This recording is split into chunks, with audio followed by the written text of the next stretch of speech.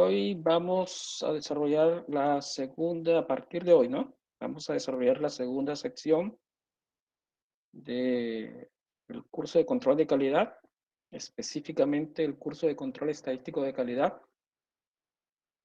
Recuerden que las secciones anteriores se enfocaba a hacer un repaso de la estadística descriptiva inferencial. Hoy comenzamos la temática de la parte de control o cartas de control en su parte introductoria, sin antes, obviamente, hacer un pequeño o breve repaso de la importancia de la distribución normal cuando se trata de calcular estadísticos. Y para ser preciso, cuando se aplica el teorema de límite central, que es importante conocer en el control estadístico de calidad.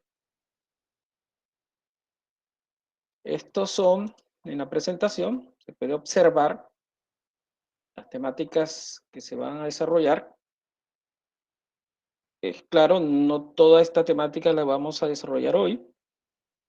Comenzamos con la distribución normal y distribución de muestreo con el teorema de límite central y las cartas de control Shuhar, específicamente la carta XR, posiblemente la carta XS. Vamos a desarrollar la parte teórica y con un ejercicio práctico, tanto en la presentación como un ejercicio en el software StatGraphic, para que ustedes visualicen cómo se maneja esta herramienta en cuanto a que es aplicable en el mejoramiento continuo, ¿no? Vamos a comenzar, como les comentaba hace un momento, con la distribución de muestreo, ¿no? En el libro de Canavos, George Canavos, presenta y informa que una de las estadísticas más importantes, y sobre todo en ingeniería, si vamos a hablar de ingeniería, es el promedio. Generalmente uno toma una muestra aleatoria de x1 hasta xn, donde hay n variables, pero esas variables se consideran en forma independiente, ¿no?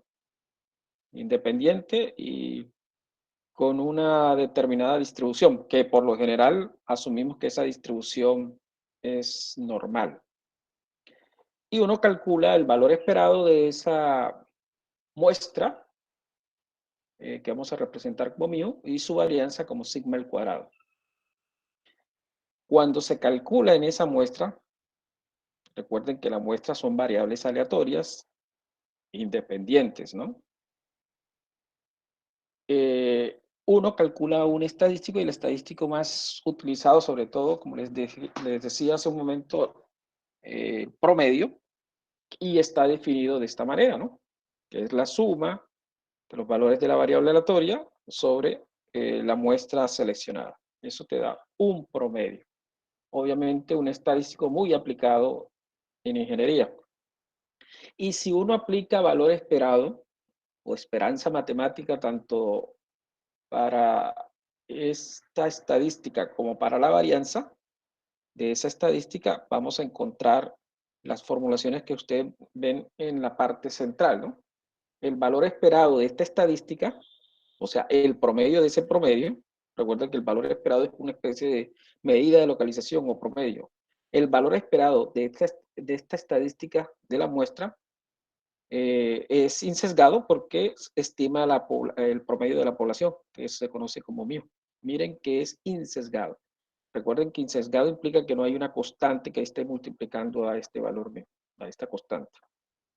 Sin embargo, si ustedes pueden darse cuenta, si se aplica la varianza de este estadístico, sí sale una estimación sesgada, porque la varianza de este estadístico es sigma al cuadrado sobre n, 1 sobre n, es el insesgamiento, la constante que está sesgando, perdón, la varianza. La constante que está sesgando la varianza.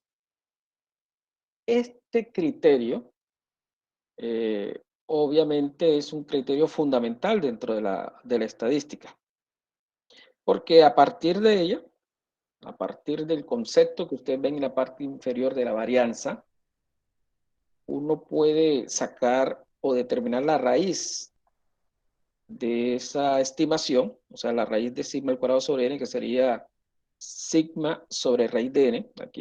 Aquí sería sigma sobre raíz de n, ¿no? No sigma al cuadrado, sigma sobre raíz de n. Y eso se conoce como error de estimación o desviación estándar. Algunos le llaman desviación estándar o error de estimación o error estándar de la media. Pero todo con respecto a la media, ¿no? Recuerden que el estadístico que se está evaluando es la media. Ya tenemos el valor esperado de la media, que es mu, y la varianza de la media, que es sigma al cuadrado sobre n, cuya desviación es sigma sobre raíz de n. Por ejemplo, ¿cuál es la aplicabilidad de esta distribución de muestreo de la media?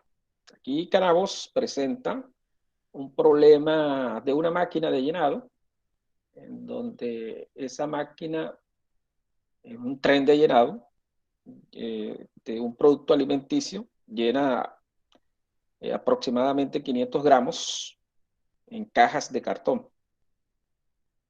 Y se asume en este ejercicio que esa variable aleatoria, que sería el peso, ¿no? El peso de la caja, sigue una distribución normal con media de 500 gramos y una desviación estándar de 20 gramos. Están dando el promedio y la desviación estándar. Recuerden, asumiendo normalidad.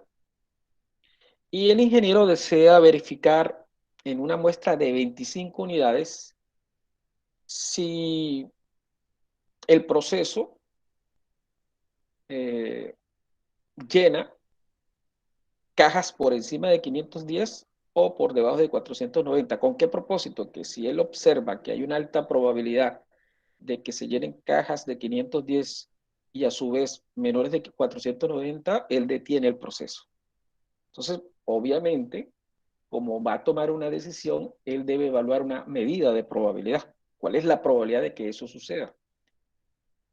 Y ustedes observan que la probabilidad de detener el proceso va a ser igual a 1 menos la probabilidad de no detenerlo, ¿no? No detenerlo, ¿qué implica? Que el promedio de las cajas esté entre 490 y 510. Recuerden que esto es en estadística o teoría de la probabilidad, esto se conoce como complemento. También pueden observar que aquí se está evaluando es un estadístico. El estadístico es X trazo, ¿no? El estadístico, no la variable aleatoria. Por ejemplo, en el artículo científico que están o ustedes van a desarrollar, ustedes pueden calcular la probabilidad de cumplimiento de las especificaciones, pero van a tomar la variable aleatoria X, no el estadístico. Te van a definir cuál es la probabilidad de que ese proceso cumpla con las especificaciones. Aquí estadístico está diciendo, ¿será que el promedio de las cajas se encuentran por encima de 510 o por debajo de 490 para poder detener el proceso? Si existe una alta probabilidad de que eso ocurra, detengo el proceso. Y ya lo hemos dicho anteriormente, de que uno calcula esa probabilidad de detener el proceso como el complemento de no detenerlo. Y la probabilidad de no detenerlo se encuentra entre 490 y 510. Como estamos asumiendo normalidad, entonces a 490 se le resta el valor de mu y a 510 se le resta el valor de mu, ¿no? En la parte inferior, aquí faltó un dato, por favor, yo la voy a corregir, se coloca la desviación de muestreo del promedio. ¿Y cuál es la desviación del muestreo del promedio? Nosotros lo vimos en esta parte, ¿no? Que es sigma sobre raíz de n. Y faltaría sigma, que es 4, sobre raíz, perdón, sigma, que es 20, Aquí no lo coloqué en forma metódica, pero sí aparece obviamente el valor. Sigma, que es 20, sobre raíz de la muestra, que es 25. Obviamente raíz de 25 sería 5, 20 sobre 5 sería 4, que es el resultado. Y repito, voy a colocar en forma detallada este 4 de donde salió. Ya sabemos que es 20 sobre raíz de 25, que es la muestra. ¿Qué estamos haciendo? Estandarizando, pero estandarizando un estadístico. Miren que cuando ustedes estandarizan una variable, que es diferente, ustedes toman la variable X, le restan el promedio y lo dividen entre sigma. Esa es estandarización de una variable. Como estamos hablando de distribución de muestreo, estamos estandarizando, es un promedio. Por lo tanto, hay que tomar la desviación de ese promedio. La desviación de ese promedio es sigma sobre raíz de n, que es lo que aparece en la parte del denominador en la fracción de la estandarización. Recuerden que este es z, ¿no? Ya calculado el valor de z, queda menos 2.5 y 2.5. Podemos recurrir a Excel o podemos recurrir a una tabla y calculamos la medida de probabilidad de un intervalo. Recuerden cómo hallar la medida de probabilidad de un intervalo. Se toma la función acumulada del valor superior, o sea, la probabilidad de que z, aquí este z, ¿no? La probabilidad de que z esté por debajo de 2.5 y se le resta la probabilidad de que z esté por debajo de menos 2.5. Ya obtenido por tabla esas medidas de probabilidad o por Excel, encontramos que la probabilidad de detener el proceso es de 0.0124, o sea, del 1.2%. Conclusión, es un proceso bastante estable, ¿no? Porque la probabilidad de detenerlo es apenas de 1.2%. De no detenerlo, más del 98%. Ese sentido es lo que es distribución de muestreo. Miren que estamos calculando, es un estadístico. El estadístico viene de una muestra. Por eso les decía hace un momento que estamos en distribución de muestreo. Por otro lado, ¿qué tal si la muestra que uno toma, igual que la anterior, es una variable aleatoria, independiente, pero resulta que su distribución es exponencial? Sin embargo, vamos a evaluar el estadístico de esa muestra.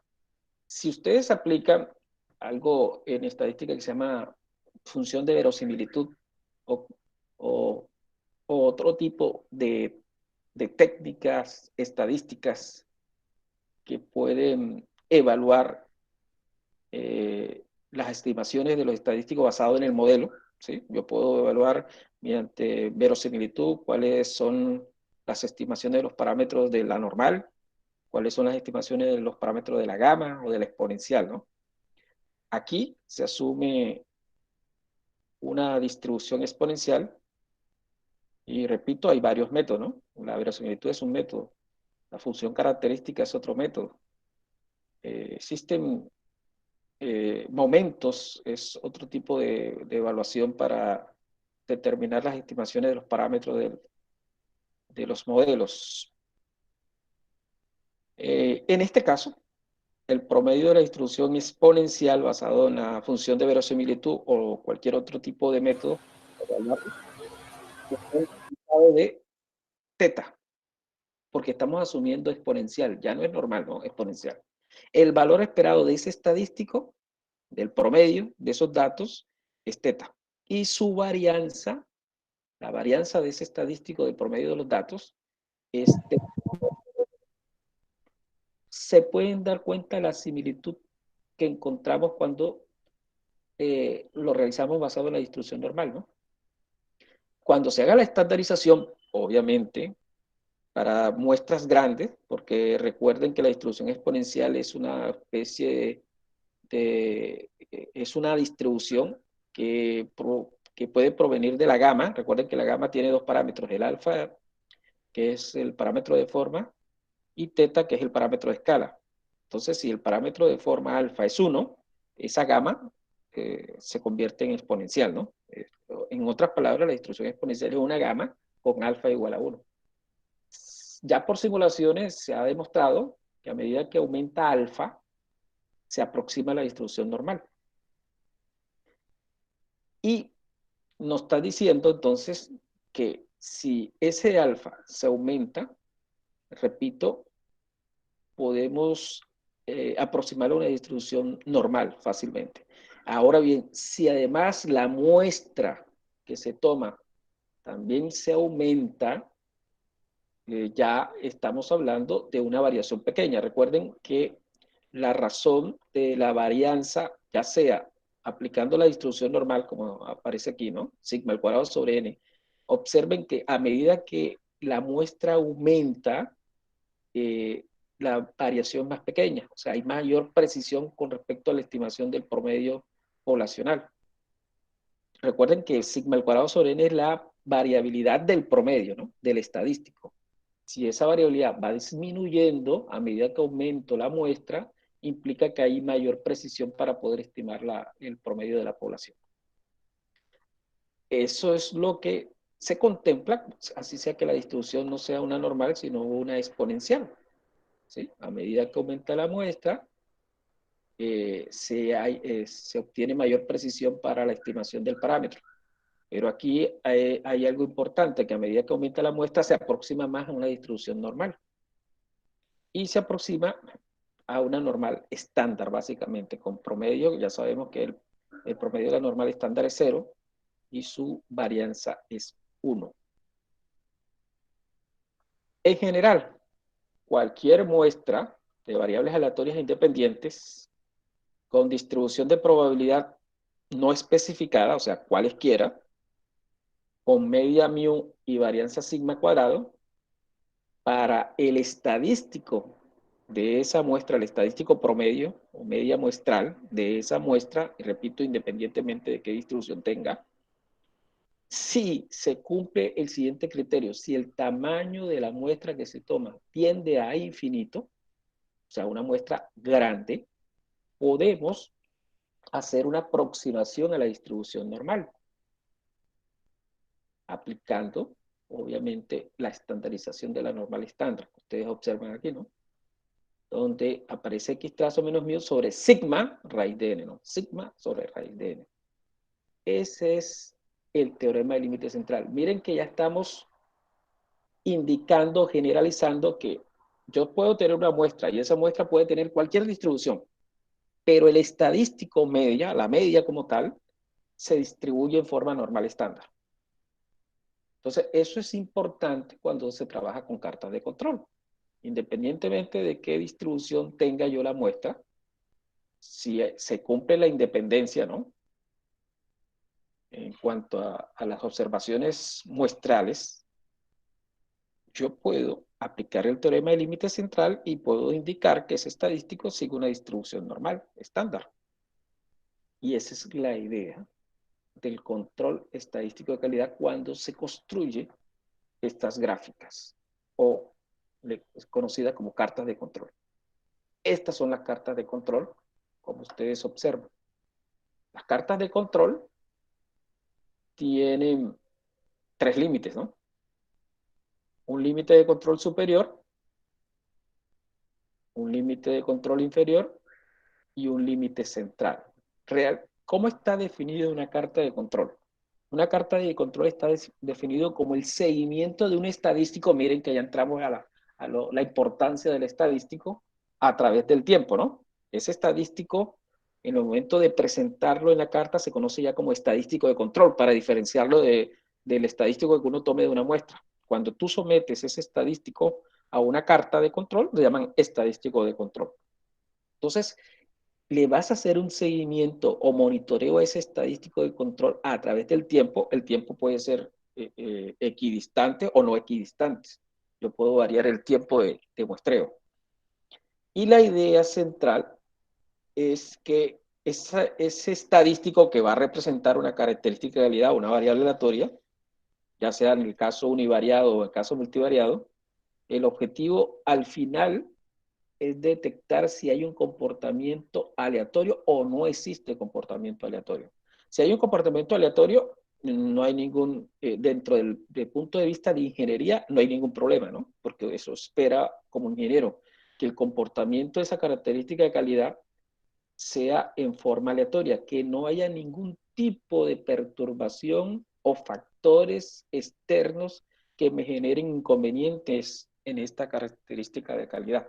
Eso es lo que se llama comportamiento aleatorio. Entonces, cuando uno, como ingeniero industrial, construye una carta de control, es con el propósito de determinar si ese comportamiento de esa característica de calidad o variable aleatoria se debe a causas o factores innatos del proceso o factores aleatorios. Pero si eso no ocurre, de que el comportamiento no sea aleatorio, implica que hay una causa asignable, una causa ajena al normal comportamiento del proceso que implica que exista una anomalía y el ingeniero tiene obviamente la obligación de detectar esa anomalía y hacer las correcciones pertinentes. Esa es la idea de la carta de control. Entonces ya sabemos que en términos generales esta carta se construye con tres límites, el límite superior, el central, el inferior, y hay un monitoreo del estadístico de control. Ahora bien, yo estoy hablando del estadístico, pero existen cartas en donde no existe estadístico, sino la observación individual. Ya no es un estadístico, sino la observación individual. Eso es válido. Esas son cartas de observaciones individuales. Ya obviamente no se aplica el teorema del límite central, y si yo tengo ese tipo de carta en donde le hago seguimiento simplemente a una sola observación, necesariamente debo aplicar la prueba de onda de ajuste para garantizar de que esa información siga una distribución normal. Esto es lo importante, ¿no? Miren que si trabajamos con estadísticos, inmediatamente uno lo que dice es, bueno, si yo estoy trabajando con estadístico, aplico teorema de límite central independientemente de qué distribución tenga y sé que tiene un comportamiento normal estándar. Pero si no es un estadístico, son observaciones individuales, hay problemas. Pues me toca realizar pruebas de ondeo de ajuste, específicamente pruebas de normalidad, porque no estoy hablando de estadísticos, no puedo aplicar el teorema de límite central. Entonces, es necesario aplicar el teorema de límite central, perdón, la prueba de bondad de ajuste para determinar si esa información sigue una distribución normal. Y repito, si son estadísticos, aplico el teorema de límite central y no es necesario hacer la prueba, porque obviamente el teorema me está indicando que ese estadístico se distribuye en forma normal estándar, obviamente bajo las condiciones de que la muestra sea grande, y es esencial, ¿no?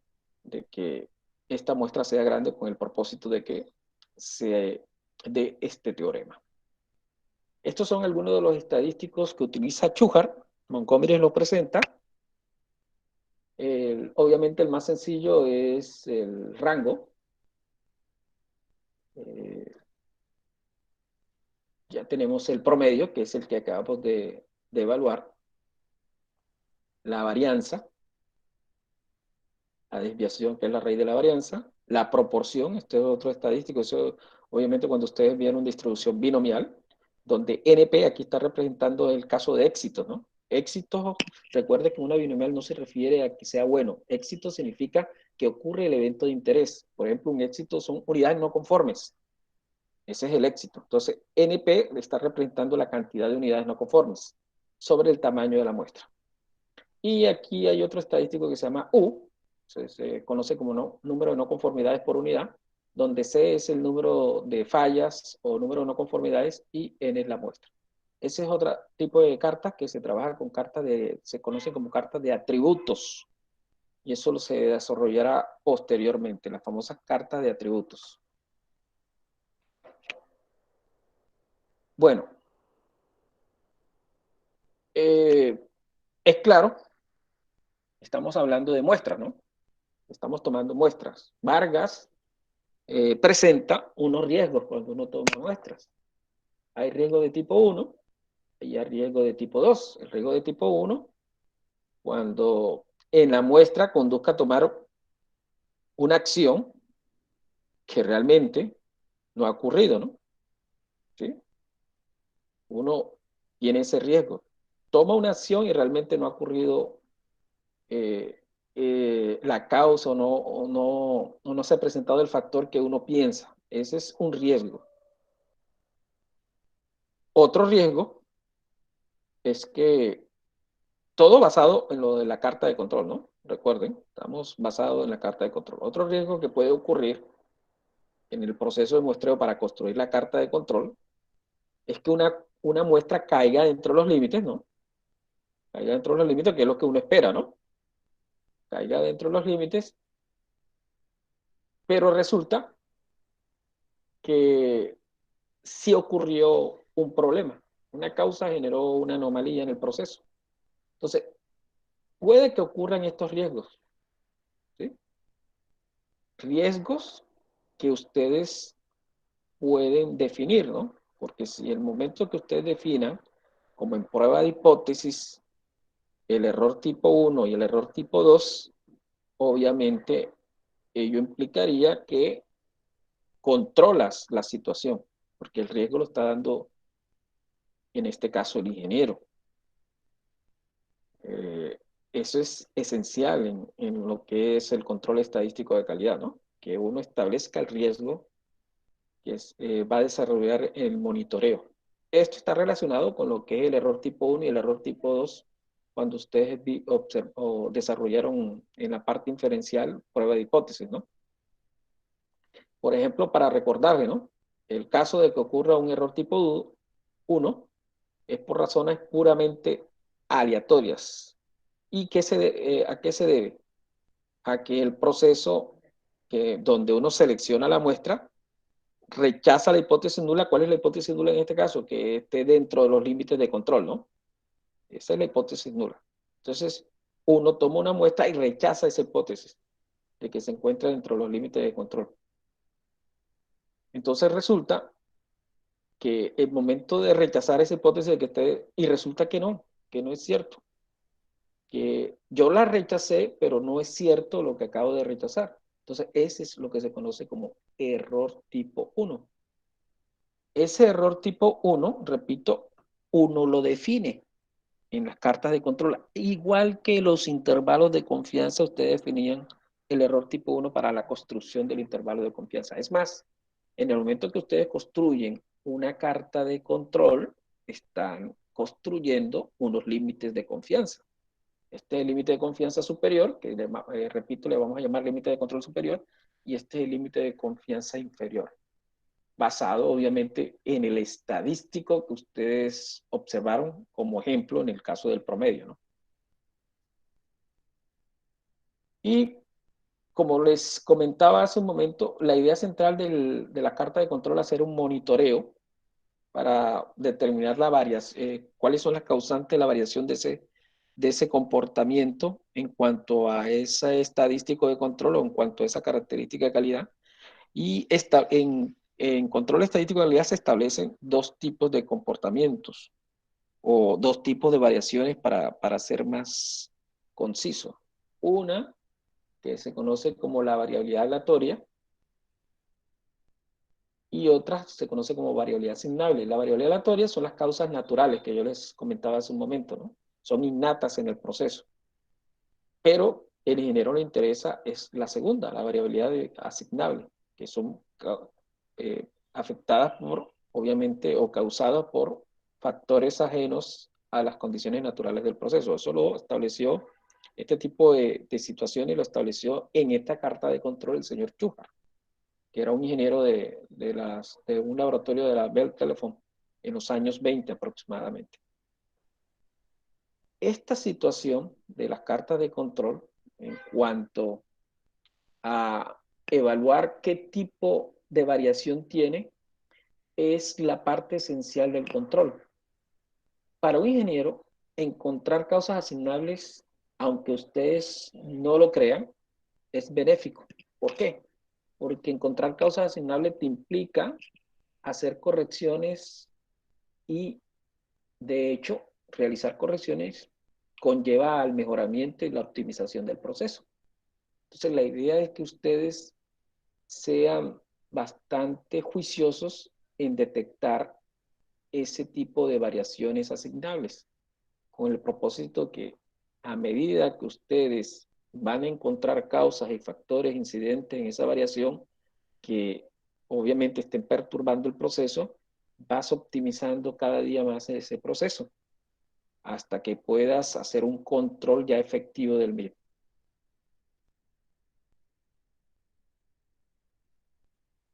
Es claro que para poder hacer una interpretación correcta de la carta de control, es importante determinar cuáles son las causas que afectan la variación de ese estadístico de control, ¿no? Si yo no conozco las causas, yo no conozco, en otras palabras, el proceso en forma detallada, yo no puedo determinar si se debe a causas aleatorias o causas asignables. O sea, aquí la importancia radica en tener un conocimiento sustancial del proceso. Repito, si no se tiene un conocimiento de ese proceso, lo que uno haga en una carta de control sería inecuo. O sea, no podemos desarrollar una carta de control si no conocemos en detalle el proceso como tal. ¿Por qué? Porque cuando se vaya a presentar un hecho no aleatorio, yo debo saber cuál es la causa.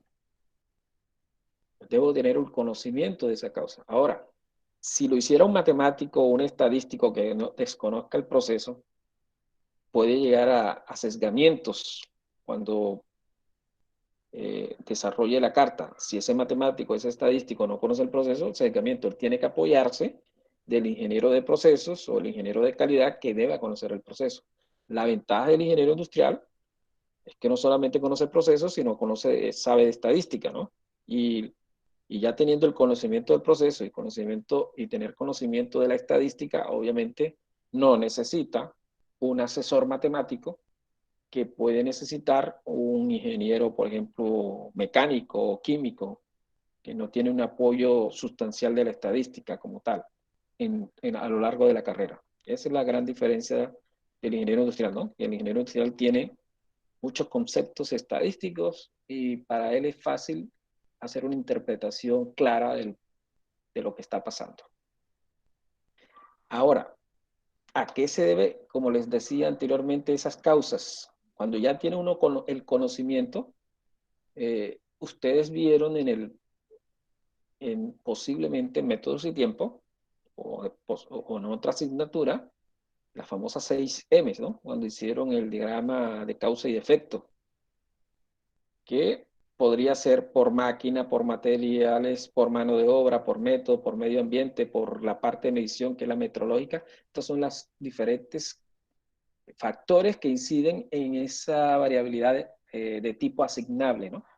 Si hay una causa asignable, cualquiera de estos factores incidieron en dicha anomalía. Les decía hace un momento que las cartas de control, y para ser más específico, los límites de control son intervalos de confianza. Aquí les estoy generalizando las formulaciones de los límites de control. Este T está representando el estadístico, o el promedio del estadístico, que puede ser, repito, que puede ser la media de la muestra, puede ser la varianza, puede ser la desviación, puede ser el rango, cualquiera de esos estadísticos que acabamos de desarrollar o ver en las anteriores slides. Y el límite superior es, como cualquier intervalo de confianza, se suma a un error de estimación. Aquí está L y aquí está la desviación de ese estadístico, ¿no?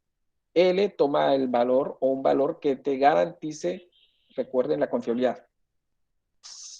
Para hacer o tener, como es un recorderis de lo, el repaso de los límites o intervalos de confianza, recuerden el estadístico T de Student o Z, basado en la confiabilidad o el error tipo 1 que define el ingeniero, tengo el valor de Z o de T de Student. Por ejemplo, para hacer mucho más fácil la interpretación, si el nivel de significancia del intervalo de confianza alfa es 0.05, recuerden, el alfa medio, porque recuerden que el intervalo de confianza se debe, son dos valores, un extremo inferior, un límite inferior y uno superior, el alfa se divide entre dos, que sería 0.025, y uno va y recurre, si conoce la desviación de la población, recurre a la tabla Z y encuentra que el valor es 1.96. O sea, para una confiabilidad del 95% en un intervalo de confianza, el valor de Z, que va a representar el valor de L aquí, es 1.96. Y ahora, ¿por qué está tomando Z? Porque estamos hablando de estadístico y estamos aplicando el teorema del límite central, ¿no? Entonces ya sabemos que ese L es un valor de Z. Pero la confiabilidad con que se trabaja el control estadístico de calidad no es del 95%. La confiabilidad que trabaja los límites de control o los intervalos de confianza, que en este caso serían los límites de control, es una confiabilidad del 99.73%. Si yo les acabo de indicar que para una confiabilidad del 95%, el valor de Z es 1.96, para una confiabilidad del 99.73%, siendo alfa 0.027 y dividido entre 2, el valor de Z es 3. Es decir, este valor de L toma el valor de 3. Aquí en la parte central de la presentación, les estoy indicando eh, la demostración de por qué es 3, ¿no? 3 está cumpliendo con la confiabilidad del 99.73%. Ya teniendo claro que ese valor de los límites de control en una carta es 3, repito, para cumplir con la confiabilidad del 99.73%, entonces ya sabemos que todas las cartas de control, en su mayoría, ese valor de L es 3. Y aquí viene algo importante en las cartas de control, que lamentablemente algunos autores no especifican en forma detallada, pero es bueno que ustedes lo sepan. Resulta que cuando uno construye una carta de control, la construcción y elaboración de la carta implica dos fases. Dos fases. Una primera fase, que es la fase de estabilización estadística, en donde tiene como objetivo estimar los parámetros, estabilización estadística. Y una segunda fase, que es la fase de control, para hacer el control del proceso. Voy a explicar la primera fase, ¿no? Obviamente, en la primera fase hay un procedimiento que es la escogencia de la característica de calidad o la variable aleatoria, el tamaño del subgrupo, la muestra que tú vas a tomar. Algunos autores, y hace mucho tiempo, tienen el paradigma de que eh, el número mínimo de observaciones por subgrupo era 4, ¿no?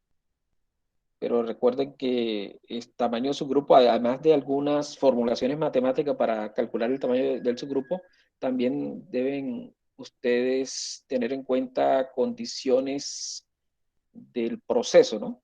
De, las condiciones del proceso me limita también el tamaño del subgrupo. Yo no puedo tomar eh, en un proceso productivo muchas muestras cuando son procesos en donde cada muestra que se tome implica altos costos en su análisis. Entonces se limita el tamaño del subgrupo. O también tomar muestras cuando el proceso tiene o se presentan dificultades en la propia toma de la muestra. Entonces, de pronto dificultades hasta de tipo de seguridad, ¿no? Entonces, ese tipo de tamaño del subgrupo ya se condiciona, no solamente a tener una formulación, porque existen formulaciones que te permiten hallar el tamaño del subgrupo, pero, repito, está condicionada a muchos factores. Bueno, una vez escogida la característica de calidad y el tamaño del subgrupo, obviamente viene el proceso de toma y selección de las muestras, de M muestras, y lo primero que se hace es hacer una carta de control con límites de ensayo, límites históricos. O sea, se aplica una fórmula que vamos a ver más adelante para calcular los límites de control, el límite superior, inferior y el central, pero lo que se recomienda aquí es que en esta primera fase la muestra que se toma sea lo más amplia posible. ¿En qué sentido? En que la muestra que se tome, por lo menos se tengan 6 meses de información del proceso. O sea, es una muestra bastante extensa que te va a permitir calcular y estimar los parámetros del proceso. Recuerda que estamos bajo el supuesto de normalidad, ¿no? Recuerda que estamos evaluando, son estadísticos y estamos asumiendo normalidad. Y pues, si estamos asumiendo normalidad, implicaría de hecho que los parámetros que vamos a evaluar, en el caso de que la variable aleatoria que estamos evaluando sea una variable continua, entonces si asumimos esa normalidad, implica que los parámetros serían el valor del promedio mío y la desviación sigma. Esa es la razón de ser de la fase 1, ¿no? Hallar esos parámetros, repito, bajo el supuesto de normalidad. Se van a dar cuenta que si existe otro supuesto, por ejemplo, que siga una distribución binomial, los parámetros ya de esa fase 1 a estimar no es mu ni sigma, es p y n, el tamaño de la muestra y obviamente el parámetro p si es una binomial. Si es una distribución de Poisson, en la fase 1, el parámetro a estimar es lambda, que sería el promedio del número de no conformidades. Entonces, eso depende de qué tipo de distribución estemos manejando. Como estamos aquí inicialmente asumiendo una distribución continua, ¿sí? Donde la variable aleatoria es continua, recuerden que estamos asumiendo una distribución normal, que es una distribución de probabilidad continua. Entonces, los parámetros a estimar es el valor de mu y el valor de sigma. Una vez obtenido el valor de mu y sigma, ya se puede recurrir a la siguiente fase. Pero cuando ustedes estiman el valor de mu y de sigma en esa primera fase, es porque estabilizaron estadísticamente el proceso. ¿A qué se refiere estabilizar estadísticamente el proceso? A que ustedes observaron en el monitoreo del estadístico unas causas aleatorias. Cuando ya ustedes establecen que las causas que generan el comportamiento de esa característica son aleatorias, ustedes pueden decir, bueno, ya está estabilizada estadísticamente el proceso, por lo tanto ya puedo estimar los parámetros mu y sigma de mi proceso, que es el fundamento, ¿no? De lo que acabamos de desarrollar en los problemas de distribución normal que vimos hoy y que observaron en la clase pasada, que para poder, por ejemplo, determinar medidas de probabilidad, ¿qué necesitas? Los parámetros mu y sigma. Entonces, si no tienes esos parámetros mu y sigma, tienes que estimarlo. Y esta en fase 1, lo que acabamos de desarrollar en fase 1 es la estimación de esos parámetros. Entonces, observen, fase 1, el objetivo central es hallar los parámetros mu y sigma. Recuerden que ese mu y sigma es en el caso de que tú no tengas o no poseas y no conozcas, en otras palabras, en los parámetros del proceso. Si yo no conozco los parámetros del proceso, yo tengo que hacer la estimación. Y esa fase 1 te permite hacer esa estimación de mu sigma. Entonces, la idea central de la fase 1 es estimar los parámetros. Si hay un punto, alguien me puede de pronto decir, hombre, profesor, ¿y si existe un punto fuera de estos límites? Es una señal de alarma.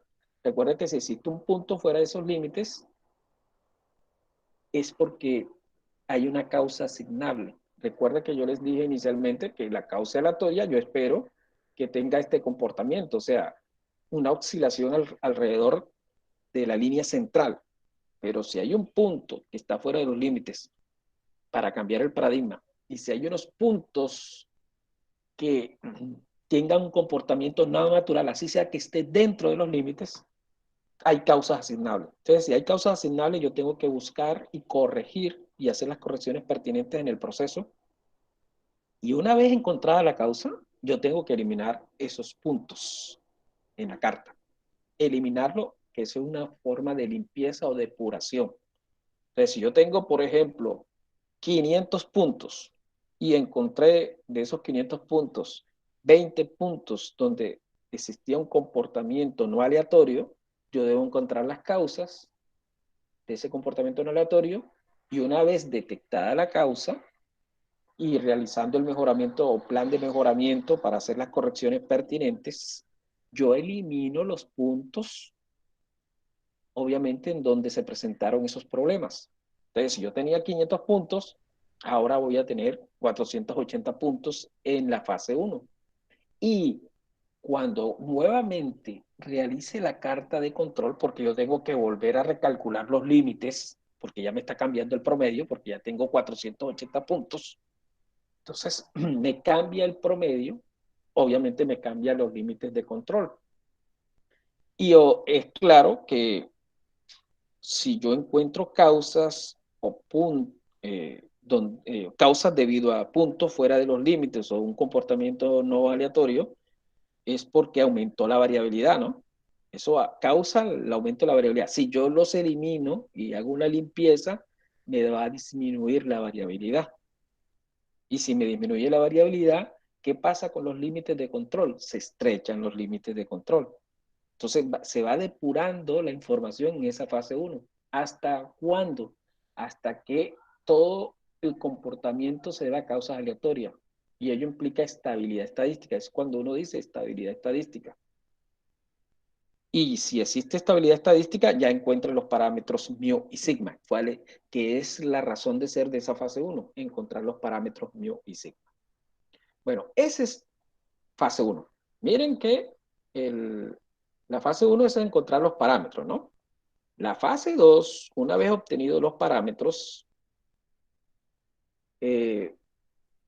puedes ya hacer control.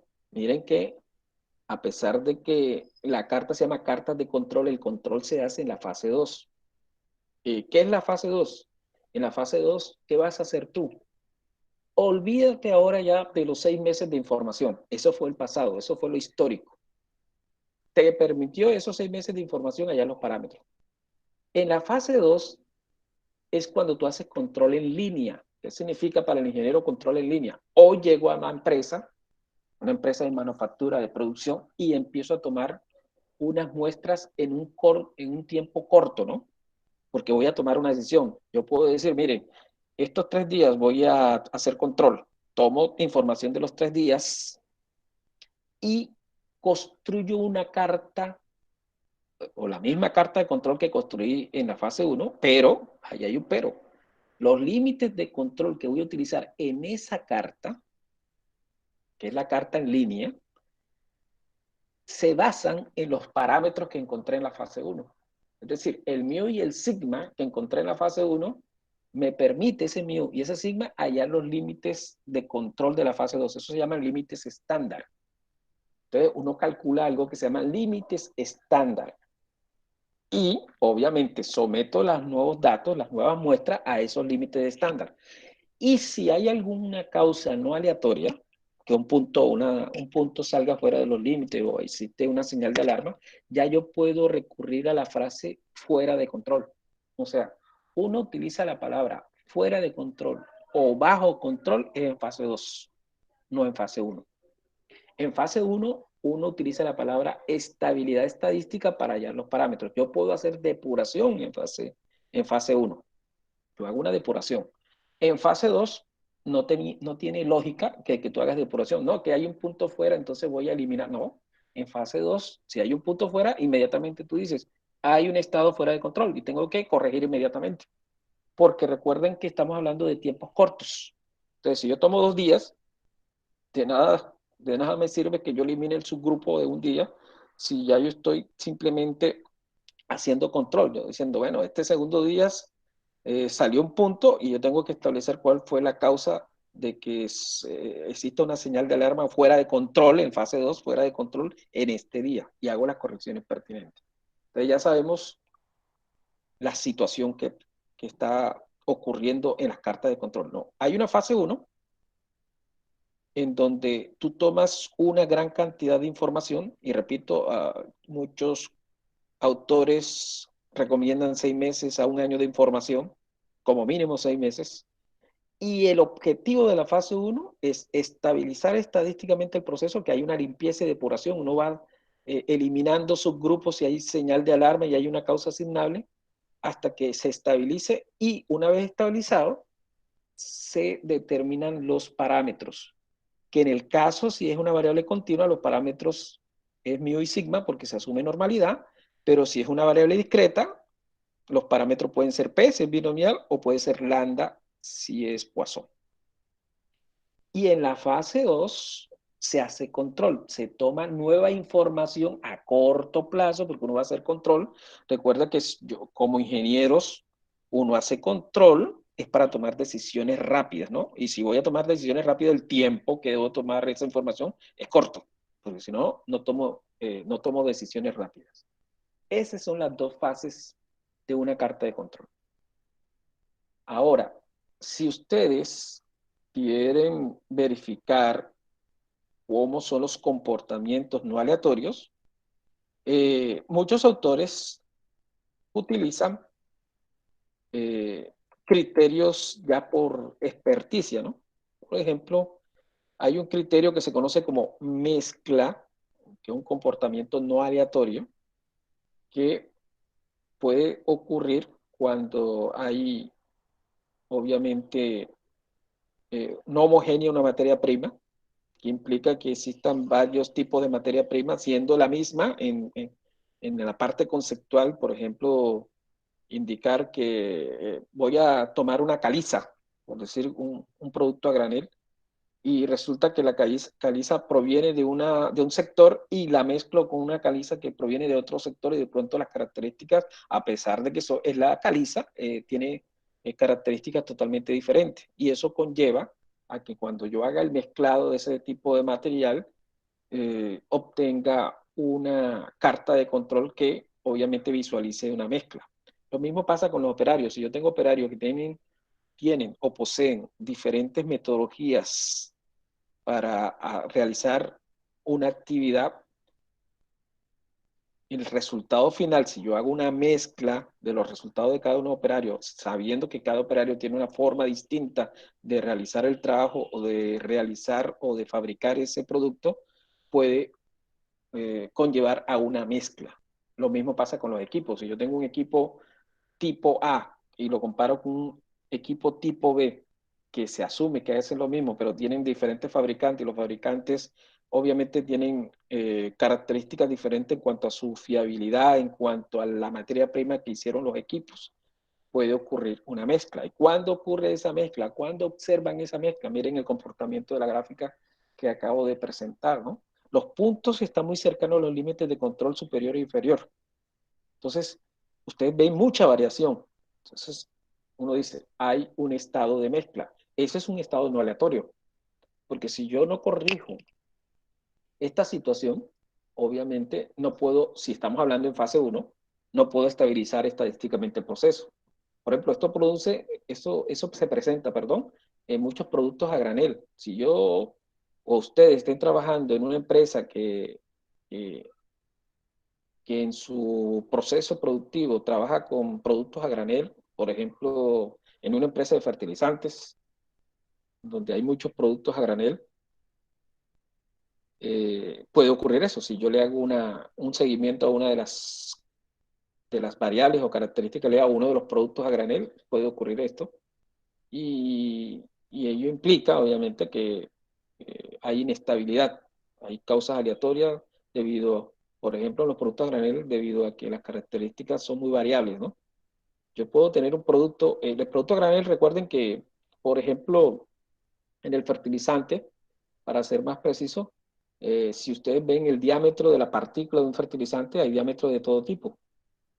Y si hay diámetro de todo tipo, puede que la composición de cada uno de esos granos sea diferente. Por ejemplo, el grano del fertilizante, o un grano de fertilizante, si estamos hablando de un fertilizante completo, tiene nitrógeno, fósforo, potasio, y obviamente la mayor parte es arena, ¿no?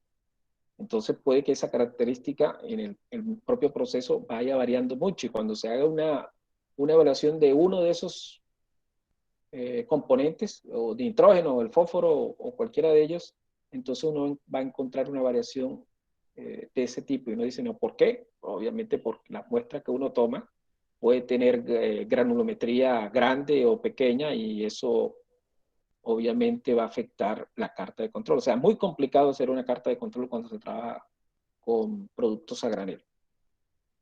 Por otro lado, hay otro tipo de estados no aleatorios. Miren que estamos hablando de estados no aleatorios. Ese estado no aleatorio puede ocurrir tanto en fase uno como en fase 2, pero en fase 2 inmediatamente cuando tenga ese tipo de estado, uno dice fuera de control, ¿no? En fase uno, si aparece eso, uno tiene que buscar las causas, hacer las correcciones, eliminar los subgrupos que tengan este comportamiento y después recalcular todo nuevamente. En fase uno hay más trabajo porque en fase uno se necesita estabilizar la carta.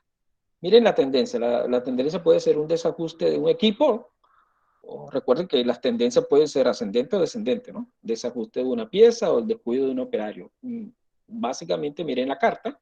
Es una carta que muestra una tendencia ascendente, pero repito, la tendencia puede ser descendente, ¿no? Claramente hay un descuido repito, del operario o de la máquina o de la pieza, generalmente son de estas dos últimas, ¿no? No tanto del operario.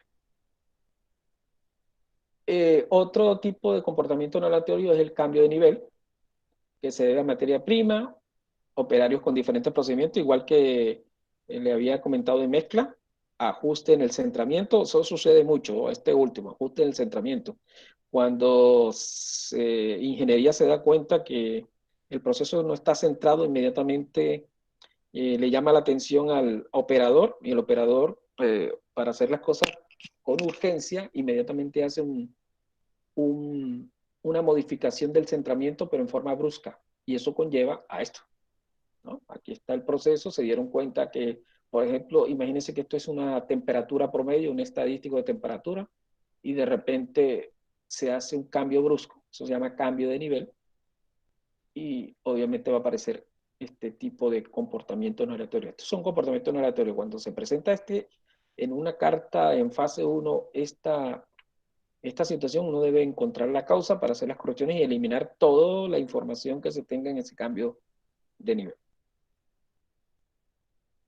Ya tenemos tendencia, mezcla, cambio de nivel, ciclo. Obviamente el ciclo también es un estado no aleatorio. Hay una periodicidad en el comportamiento del proceso. Se debe a equipos, operarios. Cuando uno cambia los equipos, recuerden que en procesos hay equipos que habitualmente uno utiliza, ¿sí? Que un equipo, por ejemplo, para ser más preciso, cuando se trata de procesos donde hay llenado, el llenado, que son unos tanques, generalmente uno lleva de un tanque a otro tanque y utiliza bombas para llevar el fluido de un tanque a otro tanque. Y en las bombas hay una bomba que habitualmente trabaja, ¿sí? Es la que se considera que la bomba más eficiente. Y existe una bomba que se conoce como stand-by. Esa bomba stand-by, cuando hay mantenimiento de la bomba principal o hay daño, inmediatamente pasa a la siguiente bomba. Entonces, cuando ocurre eso, por ejemplo, en estos tipos de equipos, que hay un equipo más eficiente que otro, y uno encuentra, por ejemplo, si hace una carta de control de esos equipos, por ejemplo, en el caso de equipos de llenado, también pasa lo mismo en los trenes de llenado. Entonces, por ejemplo, en los trenes de llenado uno va a utilizar una carta y piensa el ingeniero que los trenes de llenado hacen lo mismo y resulta que cuando un turno utiliza un tren y otro turno utiliza el otro tren, hay un comportamiento de ciclo. El comportamiento de ciclo es así, de esta manera. Ustedes ven un vaivén. ¿Sí?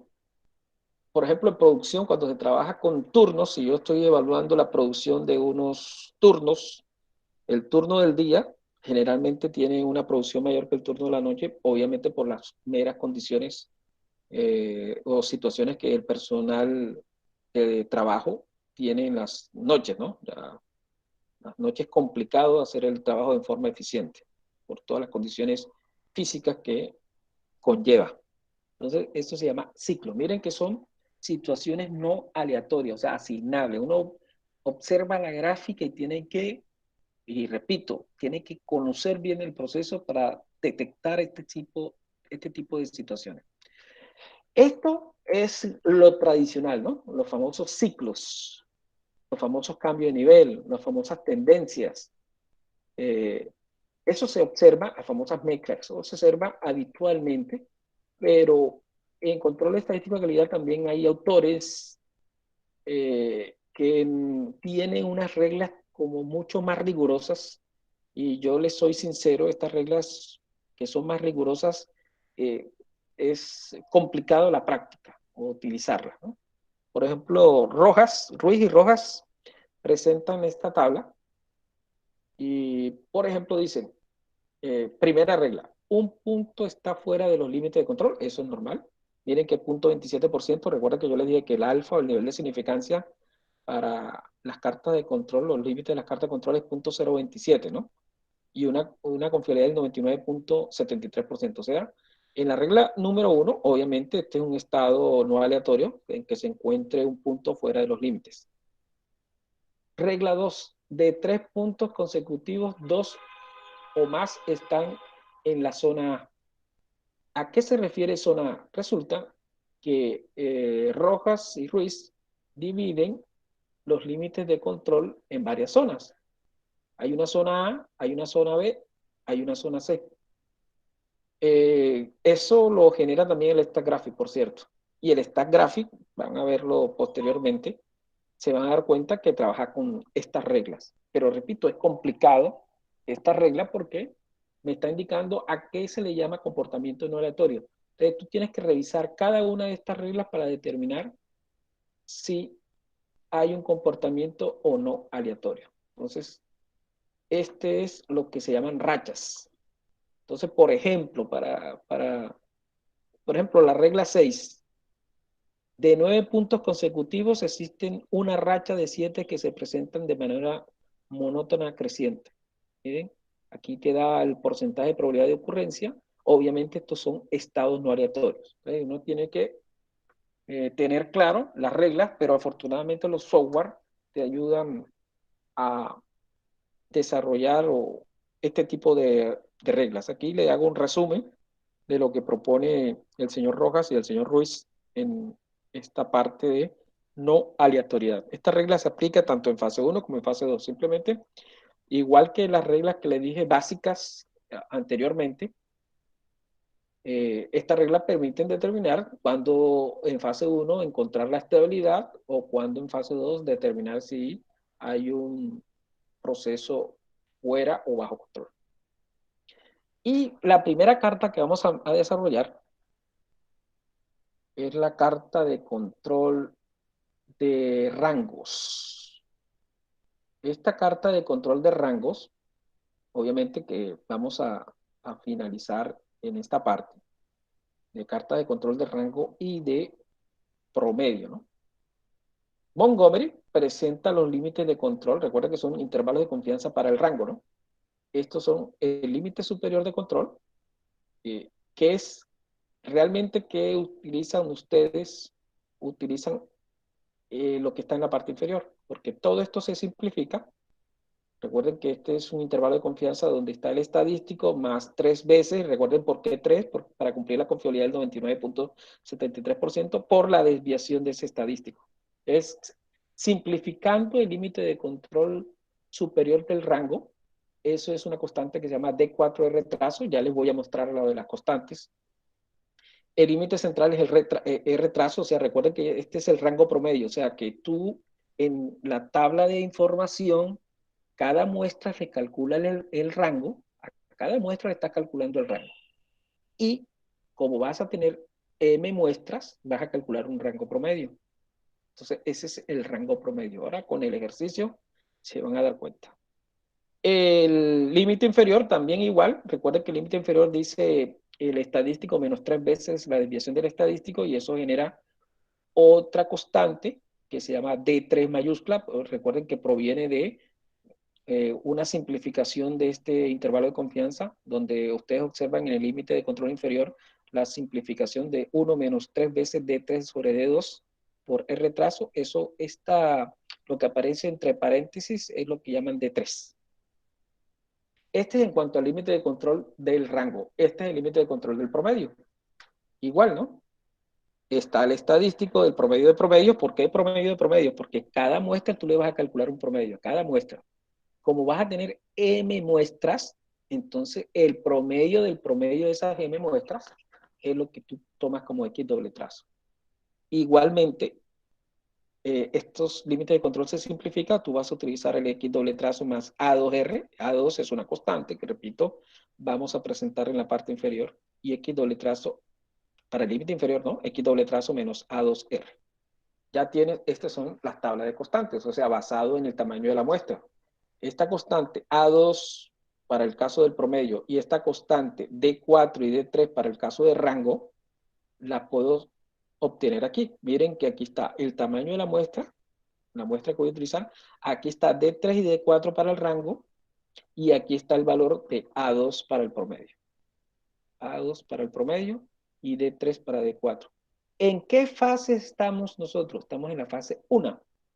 Recuerden, estamos en fase 1. Estoy presentando los límites de control, el rango y del promedio, pero en fase 1. Es lo que normalmente se debe hacer, ¿no? Fase 1. Y repito, si tú tienes los parámetros del proceso, obviamente vas a pasar a fase 2 inmediatamente, ¿no? Si yo no desconozco los parámetros del proceso, debo tomar fase 1 con los datos históricos. Bueno, estos son obviamente las constantes. Aquí está simplificado los valores, ¿no? Pero ¿de dónde salen esos valores? Aquí están las formaciones de los constantes. Se pueden dar cuenta que detrás de eso aparece una función de probabilidad. Aquí está la función gamma para poder, por ejemplo, para hallar la constante C4. Entonces, detrás de esto, obviamente, hay modelos estadísticos. Un ejemplo. ¿Qué observan aquí? Y aquí hay 9 subgrupos y los subgrupos tienen tamaño 3. Se pueden dar cuenta que el primer subgrupo tiene 3 observaciones, el segundo subgrupo tiene 3 observaciones, tamaño de subgrupo obviamente constante, ¿no? Para simplificar, eso no significa que no, uno no puede trabajar con tamaño de subgrupo variable, ¿no? Tamaño de subgrupo constante. ¿Qué debes hacer? Miren, para cada subgrupo se le calcula el promedio, a cada subgrupo se le calcula el promedio, y también se le calcula el rango. Voy a contestar algunas preguntas. El PDF que estoy utilizando sí se va a presentar ahora y las voy a enviar al SIGBIT. En cuanto a los riesgos que estaba mencionando, obviamente tienen que estar relacionados con el error tipo 1 y el error tipo 2 en prueba de hipótesis. Exactamente lo mismo. O sea, si yo tomo una muestra, calculo un estadístico y concluyo que esa muestra no está en los límites de control, entonces, y resulta que es un error, estoy cometiendo obviamente uno de los riesgos. O viceversa, tomo una muestra y estoy afirmando que esa muestra está dentro de los límites y resulta que está fuera, estoy cometiendo un error. Eso hace parte de los riesgos. Por eso es una prueba de hipótesis. La hipótesis nula, si estamos en fase 2, la hipótesis nula, el proceso está bajo control. La hipótesis alterna, el proceso está fuera de control, que es el criterio de una prueba de hipótesis. Si yo rechazo la hipótesis nula, siendo que la hipótesis nula es verdadera, estoy cometiendo el error tipo 1. O si no la rechazo y resulta que es falsa, estoy cometiendo el error tipo 2. Entonces, esa es la idea de los errores en control de calidad. Eh, la depuración que se realiza, obviamente, se realiza en forma sistemática. ¿En qué sentido? En que tú ves un comportamiento no aleatorio, ¿sí? Eliminas los puntos, pero cuando tú reevalúes los límites de control, porque estás eliminando esos puntos, puede que visualices otro comportamiento no aleatorio. O sea, no todos los comportamientos no aleatorios lo vas a observar en la primera medición, ¿sí? Porque uno va depurando y va limpiando la base de información hasta que todo el monitoreo que encuentre esa característica de calidad se deba simplemente a causas aleatorias. Y ahí es ahí en donde tú dices o indicas que hay una estabilidad estadística. Entonces, eso es básicamente lo que se refiere a algunas sugerencias, algunas preguntas de las cartas de control. Entonces, yo les decía en este ejercicio que a cada subgrupo, que el tamaño del subgrupo es 3, miren que n minúscula es 3, y la cantidad de subgrupo m es 9. Entonces, n minúscula 3, con n minúscula podemos ir a la tabla que les mostré de las constantes, ya tenemos D4, D3 y A2. Pero lo importante es hallar primero los estadísticos, ¿no? Aquí está el estadístico del promedio para cada subgrupo y el estadístico del rango para cada subgrupo. Una vez establecido los rangos de cada subgrupo y el promedio de cada subgrupo, calculas el rango promedio. El rango promedio para este ejercicio dio 10.88. Ya teniendo el rango promedio, calculamos los límites de control. Ya es correcto y es claro por de dónde aparece 2.575. Es una constante, ¿no? Recuerden que es de 4. Entonces, la constante de 4, ¿y dónde encontré esta constante 2.575 de 4? La encontré en la tabla de constantes que voy a regresarme. Recuerden que aquí está 4, que es el tamaño, perdón, 3, que es el tamaño del subgrupo, y ustedes van a buscar D4. Y D4 es 2.575. Mírenlo acá, 2.575 para un tamaño de subgrupo de 3. Recuerden por qué el tamaño de subgrupo es 3. Observen que aquí hay 3 variables, o 3 observaciones mejor, que se tomaron en el primer subgrupo. N minúscula 3, acabamos de mirar que la constante de 4 es 2.575. Aquí está la constante de 4 y de 3, si se dieron cuenta, es 0, ¿no? Y aquí tenemos los límites de control para el rango. Ya teniendo los límites del control del rango, recuerden que estamos en fase 1. Aquí, obviamente, por cuestión operativa de la clase, yo no puedo colocar 6 meses de información, ¿no? Simplemente estoy colocando poca información con el propósito de desarrollar la carta. Entonces, ya teniendo los límites de control, estos estadísticos de rango que ustedes ven en la tabla, estos estadísticos de rango se presentan en la carta. Observen que hay un comportamiento aleatorio, ¿sí? No parece ningún tipo de los comportamientos no aleatorios que acabamos de desarrollar. Posiblemente el stack graphic indique que tampoco hay una o incumpla una de las reglas, pero es bueno presentarlo en el stack graphic. Entonces aquí están la carta de control. Esta es una carta presentada por el software stack graphic, que es un software bastante útil en cartas de control. En cuanto al promedio, aquí está la evaluación del promedio. Obsérvese. Estos son los límites de control para el promedio. Recuerden que aquí dice A2. Si ustedes van a la tabla de constante, A2 es 1.023. Este es el rango promedio, porque como no hubo ningún inconveniente con el rango promedio, quedó estabilizado estadísticamente. Recuerden que el objetivo es estabilizarlo estadísticamente.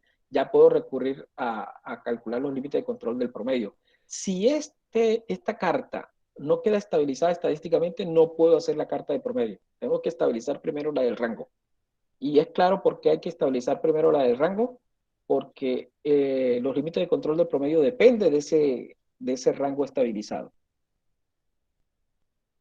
Me pregunta Luis Guillermo también, en caso de que se requiera o se quiera realizar este proceso con información en dos empresas, necesariamente el tamaño de la muestra debería ser igual para compararlo de cantidad de subgrupos. No necesariamente la muestra debe ser igual. Aquí lo importante es conocer los parámetros. Si yo conozco los parámetros del proceso, yo puedo tomar y cambiar y modificar la muestra. Se van a dar cuenta ahora cuando calculemos los límites estándar en fase 2, que yo puedo tomar una muestra distinta a la que tomé en fase 1. Pero aquí lo importante es establecer cuáles son el comportamiento de los parámetros del proceso. Ya tenemos estabilizado el rango, hemos dicho. Si el rango quedó estabilizado, pasamos a calcular los límites de control del promedio. Aquí está 68, 39 y 46 en nuestro ejemplo, 46.11. El promedio también parece ser que tiene un comportamiento aleatorio, no hay causas asignables. Entonces, ya podemos hacer una estimación de los parámetros, porque ya quedó estabilizada estadísticamente. Miren que si un punto hubiese salido fuera de los límites, yo no puedo decir que está fuera de control. La palabra fuera de control es en fase 2. Es un punto o una señal de alarma que está fuera del límite y que yo tengo que depurar y buscar la causa. Y una vez encontrada la causa y haciendo las correcciones pertinentes del proceso, elimino el punto y obviamente nuevamente construyo la carta. Si eso hubiese pasado, ¿no? Este es en programa R, ustedes tienen que bajar un paquete que se llama QCC, para poder hacer la carta de control. Y este es el comando para hacer una carta de control. Explico el comando QCC. Aquí dice 1.10 porque es que hay 10 subgrupos, ¿no? 10 subgrupos. Y el subgrupo tiene 3 observaciones, tal y como tenemos en la presentación. Tal y como tenemos en la presentación. ¿Por qué? ¿Qué significa 2 hasta 4? Porque está tomando la segunda columna, la tercera y la cuarta. O sea, 3 datos. ¿Por qué no la primera? Porque la primera columna están eh, eh, lo que es la numeración de los subgrupos. Entonces estás tomando la segunda, la tercera y la cuarta. Por eso que usted ve de 2 a 4. Y hay 10 datos en total. Esta es una forma este es lo que presenta el programa R para ya las cartas de control, ¿no? Por ejemplo, la carta de control promedio, simplemente tú le das X bar y él te hace la carta de control de promedio, dado la información que tú tienes en, en Excel, ¿no? Esto viene del Excel.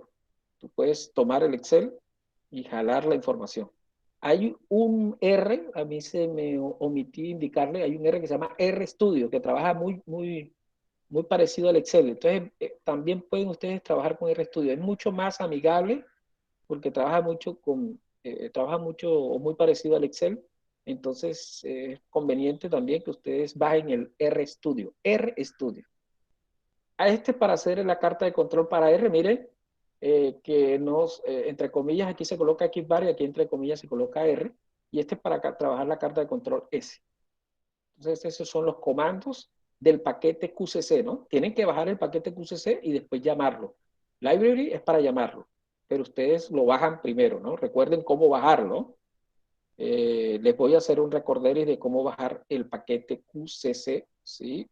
No tengo abierto, bueno, parece ser que no tengo abierto R, vamos a abrirlo. Le voy a decir, miren, recuerden que ustedes tienen que, donde dice paquetes, dice instalar paquetes,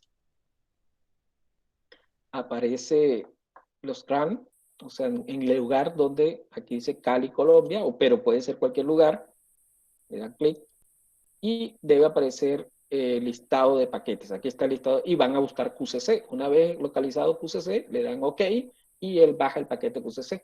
Y ya estando el paquete QCC, cuando ustedes abran el Scribe, recuerden que cuando vayan a colocar el programa, ustedes simplemente le dicen library QCC y él inmediatamente internamente dice, hombre, vas a utilizar el paquete de control estadístico de calidad, QCC. Entonces, para un recorderis de cómo utilizar o bajar el paquete. Bueno, entonces, como yo les decía, vamos a mirar la carta de control que acabamos de desarrollar, ¿no? Que debemos encontrar los parámetros, ¿no? Aquí les presento el recálculo, ¿no? Pero el recálculo ya hemos hablado de que lo ideal es eliminar los subgrupos y volver a recalcular. Aquí les estoy presentando la fórmula de recalcular.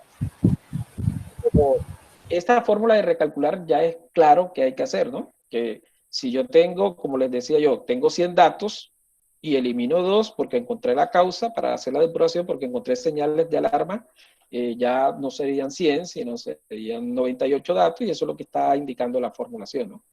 Simplemente es una manera matemática de presentar el recálculo. Pero el objetivo es este, el que le quiero presentar. Cuando quedó estabilizada la carta una vez estabilizada, ¿cuál es el objetivo? Estimar los parámetros. ¿Cuáles son los parámetros? La desviación estándar, que esta es la forma de estimar la desviación estándar con la carta XR. Miren que estamos utilizando el rango como medida de variabilidad. Recuerden algo inusual, ¿no? Que tú estás utilizando dos cartas, la carta R, que es una medida de variabilidad, y la carta X trazo, que es una medida de localización. Entonces estás tomando las dos medidas que son esenciales o las más utilizadas en ingeniería, la del rango y la del promedio. El rango es la medida de localización y el promedio es la medida de variabilidad. Entonces, Este D2 que usted ve en minúscula es otra constante que aparece también en la misma tabla, ¿no? Dado un tamaño de muestra de 3, ustedes van a tomar el D2 minúscula.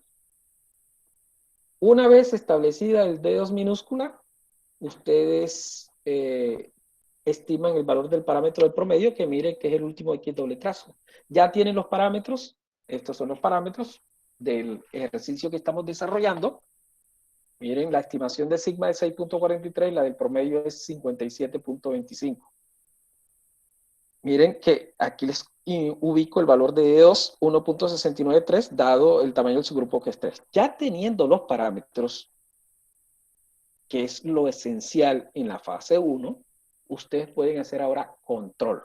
¿Cómo se hace control? El control se hace con los límites estándar. Estas es las ecuaciones que te permiten hallar los límites estándar. Por ejemplo, la ecuación para hallar los límites estándar del rango. Miren, límite de control superior, D2 mayúscula sigma, y límite de control inferior, D1 sigma. Este es el límite central. Miren que aparece, tú estás hallando, y recuerde lo que acabo de decir, tú estás calculando los límites de control estándar del rango, pero aquí no aparece rango, aparece sigma, porque ya tiene los parámetros. ¿Qué se asume aquí? Que estos límites que se llaman límite de control estándar van a quedar en el proceso ya. O sea, que en la fase 1 obtuviste los parámetros, es para allá los límites estándar. Estos no pueden ser modificados, por eso se llaman estándar, porque tú no puedes modificarlos. ¿Sí es claro? No lo puedes modificar, por eso se conoce como estándar. Y tu proceso se tiene que basar en estos límites estándar. Mire la situación de la fase 2. En la fase 2 yo no puedo cambiar los límites estándar, porque son constantes, porque recuerden que sigma es un parámetro, el parámetro es una constante, son constantes, entonces yo no puedo modificarla. La pregunta que les hago yo, ¿en fase 1 se colocaban o los límites eran constantes? No, no eran constantes, porque en fase 1, si una señal o un punto salía fuera de los límites o había un estado no aleatorio, yo tenía que eliminar los puntos y recalcular nuevamente los límites. Eso era en fase 1, pero en fase 2, como yo tengo son límites estándar, esos límites quedaron. Esos son los límites que quedan en el proceso, porque están basados en los parámetros. Entonces, ese es como el valor que debes comparar en tu proceso. Si tú no puedes modificar ese valor, por eso se llama límites estándar. Ese es para el caso del rango, ¿no? Estos son los límites estándar del rango para nuestro ejercicio. Los límites estándar del rango basado en el sigma, que es 6.43, y basado en D2 y D1, conseguido en la tabla. Recuerda que la tabla para tamaño de subgrupo 3, tamaño de subgrupo 3, generó estos límites de control.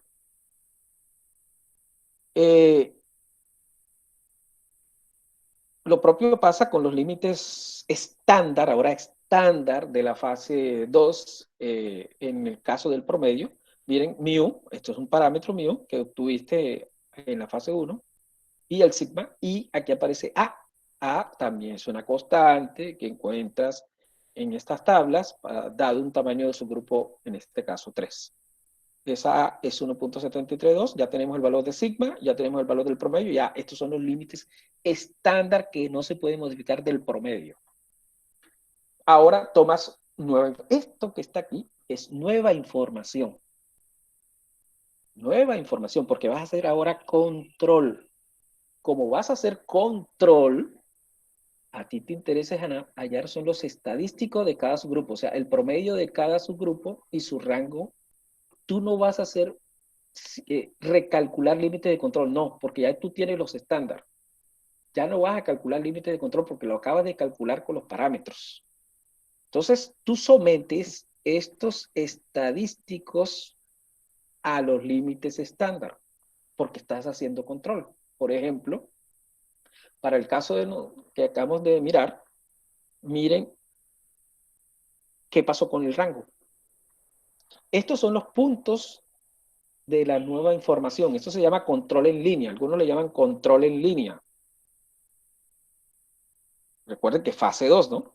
Tomo la información de rangos de esta nueva tabla, hago control en línea, Este es el límite central, este es el límite superior y este es el límite inferior. ¿Qué observan ustedes en el límite o el comportamiento del rango? ¿Qué están observando?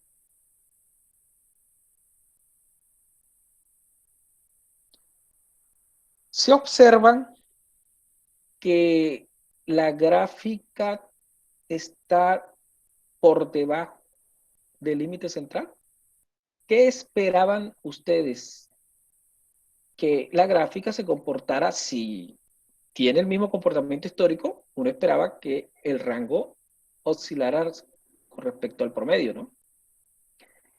Si nos vamos a los software o el stack graphic, que ese es el problema de las reglas que acabo de explicar de los software, el stack graphic te va a indicar que es un estado fuera de control. ¿Por qué te va a indicar que es un estado fuera de control? Porque va a aplicar alguna de las reglas y va a darse cuenta que hay muchos puntos en la zona B, por decir algo. Recuerden que yo les dije que esto lo divide por zona, el stack graph. Zona A, zona B. Entonces va a decir, hay muchos puntos por debajo en la zona B, por lo tanto es un estado, cumple la regla X y por lo tanto es un estado fuera de control. Pero resulta que para un ingeniero, si esto pasa o llega a suceder, es porque hay un mejoramiento en el proceso. ¿Y por qué lo digo? Porque recuerden que el rango es una medida de variabilidad. Como es medida de variabilidad y yo observo que la variabilidad está disminuyendo, aquí está pasando en el proceso una mejora, porque la variabilidad disminuyó. ¿Qué debo hacer? Yo no puedo decir que es un estado fuera de control, yo puedo decir, no, es un estado que beneficia el proceso, un estado de mejoramiento. Por lo tanto, tengo que buscar la causa o los factores que generaron este comportamiento para que siempre se replique. Ese es en el caso del rango, ¿no? En el caso del promedio, miren el comportamiento del promedio. El comportamiento del promedio, si ustedes lo detallan, es un comportamiento que primero los puntos están por debajo del promedio, la mayoría, ¿no? Está por debajo del promedio. Hay 3 puntos por debajo del promedio, hay 2 fuera. Hay una especie de tendencia. Ahí yo puedo indicar que si hay un estado fuera de control. Porque el promedio, yo debería, el promedio tiene un inconveniente, es que el promedio debe siempre estar alrededor de la línea central, porque es una medida de localización.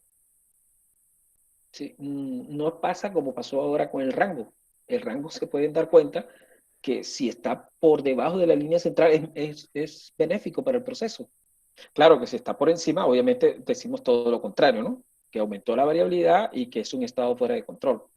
Pero el promedio no puede tener ese tipo de facilismo en cuanto a que el comportamiento esté por debajo o esté por encima.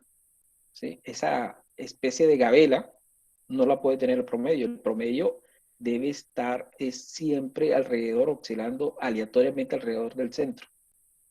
Este no es el caso. Por lo tanto, uno indica que en cuanto al promedio hay un estado fuera de control.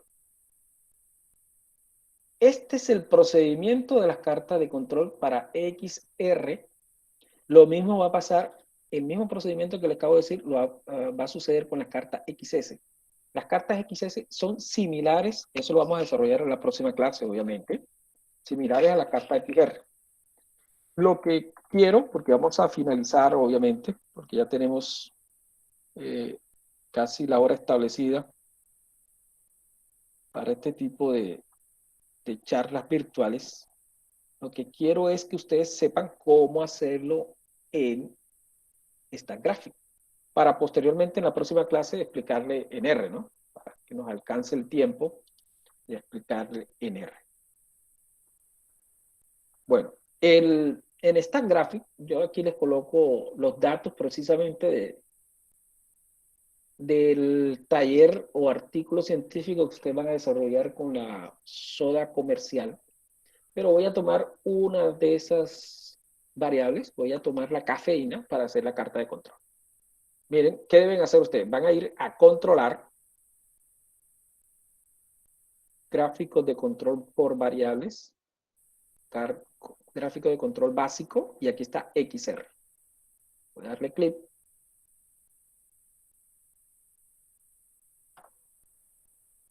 Recuerde que estamos tomando la cafeína, ¿no? Cafeína. Eh, eh, creo que hay 24 datos.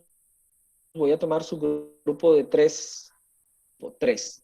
La variable cafeína, y la tomé. Le voy a dar a aceptar. Ahí está la gráfica. ¿Se dan cuenta? La gráfica de control para la cafeína en esta soda. Ahí generó la gráfica. Observen el stack graphic, por cierto. Observen el stack graphic. Si uno tuviese conocimiento del proceso, pero el stack graphic, ustedes pueden darse cuenta que hay unos puntos en rojo, ¿no? Él está estableciendo las reglas. ¿Sí? Pero, repito, más que las reglas, se debe tener el conocimiento del ingeniero en este proceso. Obviamente aquí hay unas condiciones no aleatorias en todo este sector. Pero para el stack graphic aquí, estos dos puntos son los que violan las reglas. Y aquí en el rango no hay violación de reglas. Pero sin embargo yo veo una especie de ciclo. ¿Se recuerda cuando vimos ciclo? Hay un vaivén, parece ser. Bueno, vamos a asumir, nada más por un instante, que hay un comportamiento aleatorio. Si ustedes se dan cuenta, en la parte izquierda del stack graphic aparece dos valores en rojo. Si ustedes consideran que hay una estabilidad estadística, los valores que están en rojo son los parámetros. Aquí está la media del proceso, 39.96. Y la desviación, 3.10. 39.96 y 3.10. Esas son las desviaciones. En el caso, 3.10 la desviación. Y el promedio, 39.96. Esos son los parámetros. O sea que si yo tengo ya los parámetros, puedo hacer control. Vamos a asumir que vamos a hacer control. Miren que ya está la primera parte. Fase 1, estabilidad, y encontramos los parámetros. Vamos a hacer control, pero vamos a hacer una especie de modificación. Voy a colocar aquí otra variable que vamos a llamarle también cafeína, ¿no? Otra variable que le vamos a decir que es cafeína. Voy a inventar unos datos, ¿no? Voy a colocar, miren qué datos voy a inventar. Voy a colocar una cafeína que tenga un promedio de 45, porque estoy simulando. Un promedio de 45 y una desviación, también la voy a aumentar. Aquí la desviación de los datos simulados es 3. Voy a colocar 6. ¿Listo? Y voy a decirle a esta gráfica que grabe esto. Voy a colocarle aquí la palabra cafeína control. Ya, porque son datos para control en la hoja A. Ya tenemos los datos. Vamos a decirle que sí. ¿Listo? Cafeína control. Observen algo. Sí, nosotros vamos, recuerden que esta última columna es para hacer control, ¿no? Para hacer control. Pero vamos a desarrollar la carta de control como algunos ingenieros que de pronto desconozcan las fases van a presentar esta carta. Y no se sorprendan que en la realidad uno cuando realiza ciertas visitas se encuentra o se topa con estas circunstancias de que no se hace control. Vamos a hacer carta de control básico, la misma carta, ¿no? XR. Tomo cafeína para control. Digo tamaño de su grupo 3. Y hago la carta. Una pregunta simple. ¿Qué observan de la carta? ¿Qué podemos decir de esta carta? ¿Alguien me puede informar, por favor? O indicar. ¿Ya vieron la carta? Entonces, por favor, alguien me puede decir qué está pasando con la carta. Podemos decir que ahora, como estamos en fase 2, ¿está bajo control? ¿O hay algo que falta? ¿Quién me puede indicar, por favor, si concluimos que este proceso está bajo control o falta algo dentro del procedimiento que realizamos? ¿Quién me puede informar, por favor?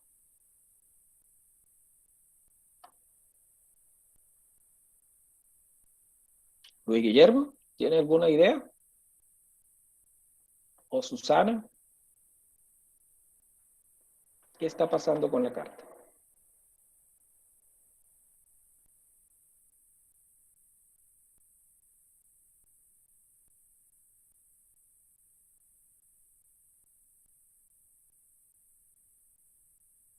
¿Qué observa?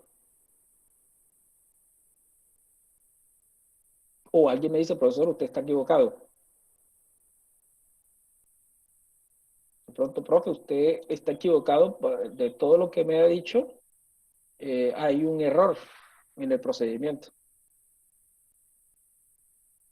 Por favor, alguien me puede indicar si ese procedimiento que acabo de hacer es el correcto.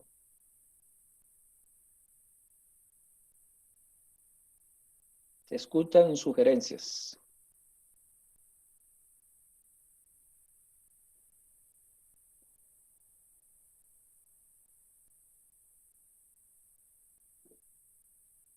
¿Qué me dice eso, Luis Guillermo? Que no está recalculado los límites de control. Eh, no está recalculado los límites de control. Cuando uno recalcula límites de control es porque hay una señal de alarma y uno elimina los puntos. Pero yo no quiero eliminar puntos porque yo estoy haciendo control. ¿Alguien me puede decir, por favor?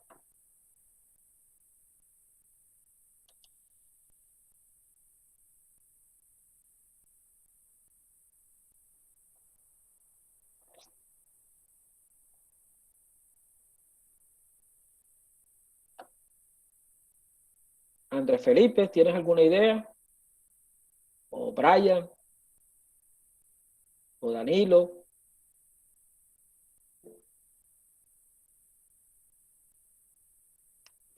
Jorge dice que está en control.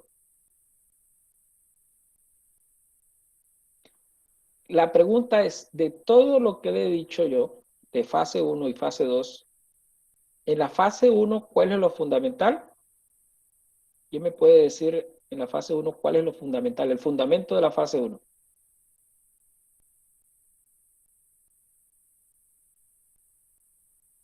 Calcular los límites. ¿Es el fundamento de la fase 1? La fase 1 no es estabilidad estadística. Estabilizar estadísticamente. ¿Y cuando uno estabiliza estadísticamente, para qué? ¿Para qué uno estabiliza estadísticamente? ¿Para hallar qué en la fase 1?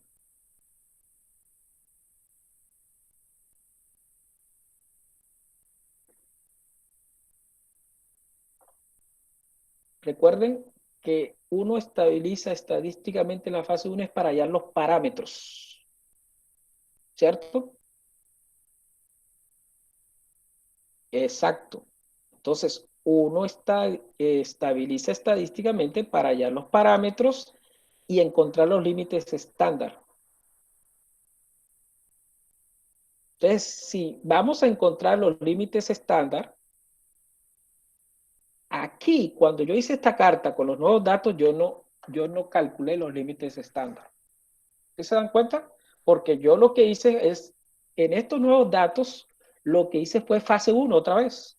¿Sí se dieron cuenta que el profesor, qué fue lo que hizo? Fue a controlar, gráfico de control por variables, básico, XR, tomé cafeína, que es la cafeína de control, le dije que eran 3 de tamaño subgrupo 3 y le di a aceptar. Yo estoy haciendo otra vez o nuevamente fase 1. Y esa no es la idea es que no sea fase 1. Se dieron cuenta que cuando hice la simulación adrede, modifiqué el promedio y modifiqué la desviación y aumenté tanto el promedio como la desviación. Eso significa que si yo hubiese hecho un buen control, yo tendría que haber detectado que yo aumenté el promedio y la desviación de la cafeína.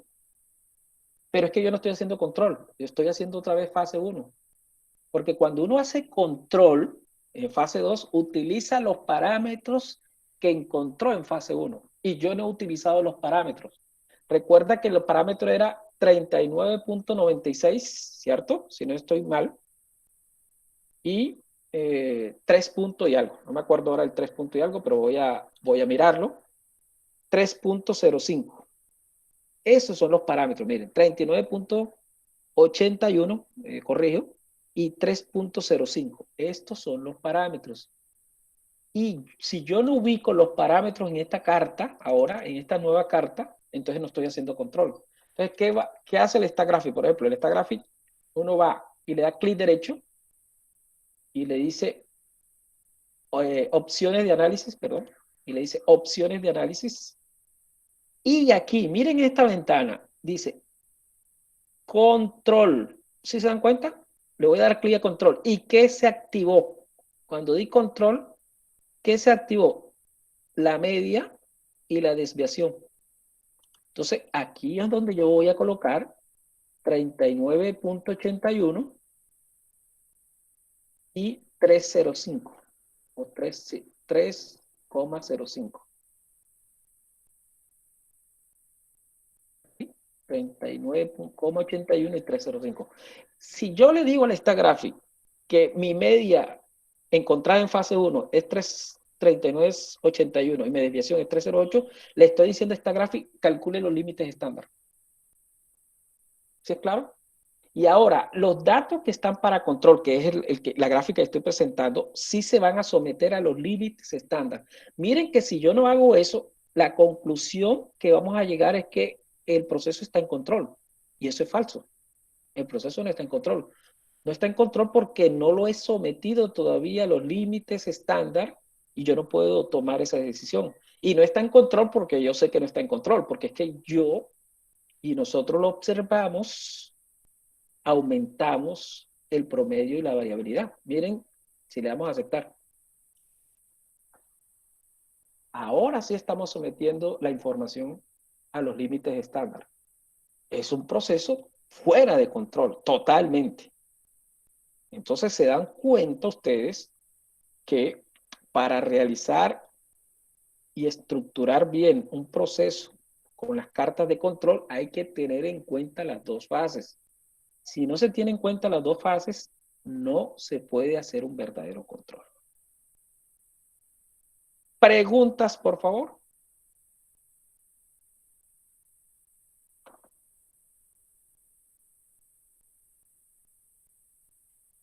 La salida de control no se tienen en cuenta las modificaciones que hizo. Bueno, es que la modificación que hice fue adrede, recuerda eso.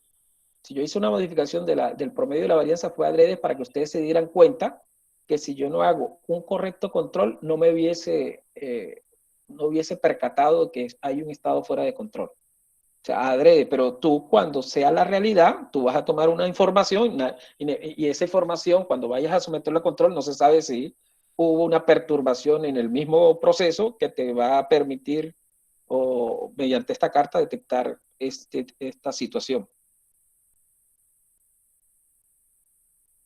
Claro, voy a repetir cómo se hace la fase 2. Recuerda que yo tengo la carta de control que aparentemente estaba estabilizada, ¿cierto? En la fase 2, pero era porque no había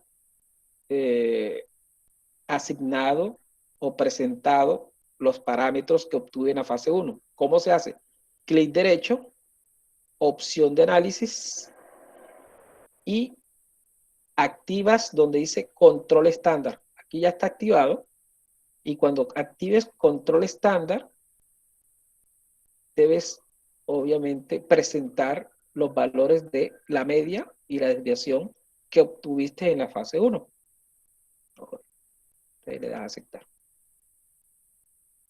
Preguntas sobre esta carta de control de el promedio y el rango. Bueno, si no hay más preguntas, nos vamos a ver el día de el próximo miércoles, ¿cierto? Porque tenemos el lunes es festivo, pero estoy mal. Entonces, voy a pasar lista, por favor. Los que no puedan con el audio, me escriben. Entonces, paso lista. Voy a, por favor, en la grabación, ya vamos a detener.